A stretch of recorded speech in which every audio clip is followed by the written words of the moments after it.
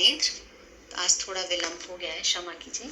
त्याग धर्म के ऊपर चर्चा करनी है आज। इसमें कहा जा रहा है कि दान 4 प्रकार का है। अब दान धर्म है कि त्याग धर्म है, तो हमें यहाँ पे समझना है कि दान देने में भी त्यागना ही पड़ता है और दूसरों के उपकार के लिए अपनी चीजें दी जाती हैं। दान के अंदर उसमें भी कुछ छोड़ा जा रहा है, इसलिए त्याग रूप ही हम कह सकते हैं। तो हम व्यवहार से दान कह सकते हैं और निश्चय से त्याग धर्म कह सकते हैं। तो यहाँ पर अब हम पूजा की पंक्तियां देख लेते हैं दयानंद राय जी की। दान 4 प्रकार, 4 संग को दीजिए, धन बिजुली उनहार, नर भव लाहो लीजिए। क्या कहा है? दान 4 प्रकार, 4 प्रकार का दान है और 4 संघ को दीजिए और 4 संघ को देना है। ये चतुर्विध संघ को 4 प्रकार का दान देना है। ये आगे बताया जा रहा है कि क्या चतुर्विध संघ है, उसके बारे में आगे चर्चा की जा रही है। अब दान 4 प्रकार का है, वो आपने धर्म की 10 लक्षण पुस्तक में डॉक्टर हुकुमचंद भाटी द्वारा लिखित पुस्तक में देखा ही होगा कि हम आहार दान करते हैं, ज्ञान दान करते हैं, औषधि दान करते हैं और अभय दान करते हैं। ये दान के 4 प्रकार हैं। और चतुर्विध संघ के बारे में कहा जाता है कि मुनि, आरिका, श्रावक और श्राविका, ये चतुर्विध संघ कहा जाता है। और ये आगे चर्चा आएगी क्योंकि पात्र को ही दान देना चाहिए और ये जो चतुर्विध संघ होता है यही उत्तम पात्र होता है दान देने के लिए। कुपात्र को या अपात्र को अगर हम दान देते हैं तो वो फल नहीं देता है, तो इसलिए हमको क्या कहा गया? 4 संघ को दान दीजिए। अब है नेक्स्ट, धन बिजुली उनहार, नर भव लाहो लीजिए। अब इसमें बताया है कि हम दान क्यों दें। कि मान लीजिए हमारे पास जैसे कि खूब धन संपत्ति है और वह जो धन है वो कैसे है? आकाश में जो चमकती है ना बिजली, उसके समान है धन। उनहार मतलब समान, धन बिजली उनहार, उनहार मतलब समान, तो बिजली के समान है। जैसे बिजली थोड़ी देर चमकती है और फिर उसी समय बंद भी हो जाती है, तो हमारे पास जो धन संपत्ति है वो कब नष्ट हो जाए हम कह नहीं सकते हैं। फिर आगे है नर भव लाहो लीजिए। नर भव लाहो लीजिए मतलब लाहो लीजिए मतलब लेन देन का जो व्यवहार है उसके लिए कह रहे हैं कि इस मनुष्य भव में ही ये लेन देन मतलब त्याग करना, दान करना, ये सब इस मनुष्य भव के अंदर ही हम कर सकते हैं। फिर नेक्स्ट लाइन है, उत्तम त्याग कयो जग सारा, औषध शास्त्र अभय आहारा, निश्चय राग द्वेष निर्वारे, ज्ञाता दोनों दान संभारे। अब इस यहाँ पर इन्होंने 4 प्रकार के दान की भी चर्चा कर दी और क्या कहा? उत्तम त्याग कहियो जग सारा। कि क्या कह रहे हैं कि यहाँ पे त्याग शब्द का प्रयोग किया है कि सारे जगत में त्याग कहा जाता है उत्तम, लेकिन प्रकार दान के बताए जा रहे हैं। तो उसके साथ में नेक्स्ट लाइन में बता दिया है निश्चय, मतलब ऊपर तो व्यवहार धर्म की चर्चा की है, व्यवहार त्याग धर्म की चर्चा की है कि औषध दान, शास्त्र दान, अभय दान और आहार दान, ये 4 प्रकार के दान हैं। इनको सारा जगत त्याग कहते हैं, मतलब ये व्यवहार से दान है। और अगर निश्चय व्यवहार से त्याग है और निश्चय से क्या कहा? निश्चय राग द्वेष निर्वारे, और निश्चय से क्या है? राग और द्वेष का त्याग। ज्ञाता दोनों दान संभारे, और जो ज्ञाता है वो दोनों प्रकार का दान संभालता है, मतलब निश्चय भी और व्यवहार भी। मतलब व्यवहार से तो वो औषध दान, शास्त्र दान, अभय दान, आहार दान करता है और निश्चय से क्या करता है? राग द्वेष का त्याग करता है। तो हम दान में अपनी उस चीज को देते हैं जो हमें प्रिय होती है। तो हमको इनमें से औषध, शास्त्र, अभय और आहार है, इनमें से हमको जो अपनी प्रिय चीजें होती हैं उन्हीं को दान में देने की बात की जाती है। अब निश्चय की जो बात कही गई है तो हमको त्याग धर्म जो यहाँ पे चर्चा की जा रही है उसको निश्चय से तो वही समझना चाहिए, पर पूजा में क्योंकि व्यवहार की चर्चा की जाती है इसलिए यहाँ पर दान की बात कही गई है। ज्ञाता दोनों दान संभारे। दोनों दान से मतलब क्या है कि दोनों प्रकार के दान।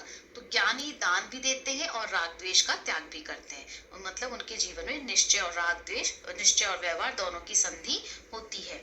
अब नेक्स्ट लाइन में है, दोनों संभारे कूप जल सम तरब घर में परिणया, निज हाथ दीजे साथ लीजे, खाए खोया बह गया। दोनों संभारे कूप जल सम, कुएं के जल के समान, दोनों संभारे, दोनों में कंजूसी नहीं करनी, मतलब निश्चय और व्यवहार धर्म की बात कह रहे हैं कि क्या है करना है कि दोनों में कंजूसी नहीं करके दोनों को संभालना है। कैसे? कुएं के जल के समान। कुएं का जल में क्या होता है कि कहा जाता है कि कुएं के जल को जितना निकालते हैं उतना ही वापस आ जाता है, मतलब वो लेवल उतना ही हो जाता है। पर इसका मतलब ये नहीं है कि नहीं निकालेंगे तो और बढ़ जाएगा, ऐसा नहीं होता। तो उसी तरह से हमारे पास जो धन है उसको हम जितना देते हैं वापस हमारे पास वापस धन आ जाता है। इसलिए कहा कि दोनों संभारे कूप जल सम दरब घर में परिणया। अब निज हाथ दीजिए साथ लीजिए, अपने हाथ से दीजिए। क्यों? कई बार क्या है, लोग कहते हैं कि हाँ भाई हम देंगे तो सही, लेकिन अब बच्चों को कह जाएंगे वो दे देंगे पीछे, हमारे पीछे से, अभी तो पता नहीं क्या जरूरत पड़ जाए। लेकिन इस चीज का हमें ध्यान रखना चाहिए कि अगर ऐसा करेंगे तो पुण्य भी बच्चों को ही लगेगा। बच्चे दान देंगे तो दान का पुण्य बच्चों को ही तो लगेगा। ये थोड़ी कि करे कोई और भरे कोई। हमारे यहाँ पे जैन दर्शन में ऐसी नीति नहीं चलती है कि जो कर्म करता है उसी को फल मिलता है। तो इसलिए कहा कि निज हाथ दीजिए साथ लीजिए। अब साथ लीजिए का मतलब क्या है? ये थोड़ी कि दान हम करेंगे, संपत्ति देंगे तो वो संपत्ति हमारे साथ जाएगी। नहीं, दान देने से संपत्ति तो नहीं जाएगी, पर उसके देने से जो पुण्य बंधेगा वो जाएगा।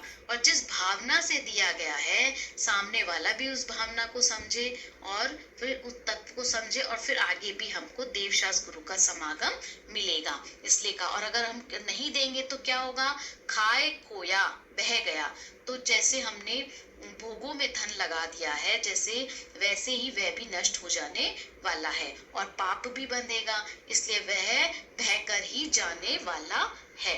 नेक्स्ट लाइन है, धनी साधु शास्त्र अभय दिवैया, त्याग राग विरोध को, बिन दान श्रावक साधु दोनों, लहे नाही बोध को।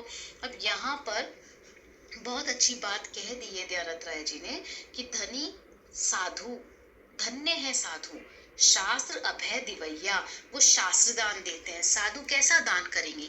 शास्त्र दान देते हैं, मतलब ज्ञान दान देते हैं, और अभय दान देते हैं, दिवैया देते हैं। त्याग राग विरोध को, त्याग राग विरोध को। और फिर आगे कहा, बिन दान श्रावक साधु दोनों, लहे नाही बोध को। तो बिना दान के ये जो है ना, सॉरी एक लाइन में भूल गए, त्याग राग विरोध को, और निश्चय से वे राग द्वेष का त्याग करते हैं। त्याग राग विरोध को, वो निश्चय से साधुओं के बारे में चर्चा की जा रही है। धनी साधु, साधु धन्य है। शास्त्र अभय दिवैया, शास्त्र और अभय दान देते हैं। त्याग राग विरोध को, और वे निश्चय से राग द्वेष का त्याग करते हैं। और श्रावक क्या करता है? श्रावक चारों प्रकार के दान देता है। फिर लास्ट लाइन में कहा, बिन दान श्रावक साधु दोनों। अब दान की जो बात है वो श्रावक और साधु दोनों के लिए इम्पोर्टेंट है, और दोनों के कारण ही धर्म चलता है, धर्म की भावना पलती है, धार्मिकों से ही धर्म चलता है। तो यहाँ पर अगर दान देते हैं साधु, अगर हमको ज्ञान दान देते हैं तो श्रावक उनको आहार दान देता है। तो इस तरह से एक परंपरा हमारी व्यवस्थित चलती है। अभी जैसे औषधि भी देते हैं, अब मुनिराज को हम औषधि देते हैं, औषधि दान करते, गृहस्थ देता है, औषधि दान देता है, और जो मुनिराज है वो खाली हमको ज्ञान दान देते हैं और अभय दान देते हैं। तो बिना दान के श्रावक और साधु दोनों को ही सम्यक ज्ञान की प्राप्ति नहीं हो सकती। अगर श्रावक दान नहीं है तो सम्यक ज्ञान की प्राप्ति नहीं हो सकती। इसलिए कहा, लहे नाही बोध को। बोध मतलब सम्यक ज्ञान, सम्यक ज्ञान की प्राप्ति नहीं होगी दान के बिना श्रावक और साधु दोनों को। मतलब कि कि दोनों को ही बराबर आवश्यकता है दान देने की। व्यवहार से भी दान हो और निश्चय से मोह राग द्वेष का त्याग हो। अब मुनिराज को आहार देने का मतलब होता है मोक्ष मार्ग की स्थापना करना। तो मोक्ष मार्ग की स्थापना के लिए ये आहार दान की व्यवस्था और श्रावक के द्वारा होती है और मुनिराज के द्वारा ज्ञान की, क्योंकि अगर ज्ञान नहीं देंगे तो श्रावक को मोक्ष मार्ग कैसे पता लगेगा। तो इससे दोनों का एक दूसरे के प्रति तालमेल जरूरी है। तो ये हमने अभी आज उत्तम त्याग धर्म के अर्घ के अंतर्गत ये चर्चा सुनी।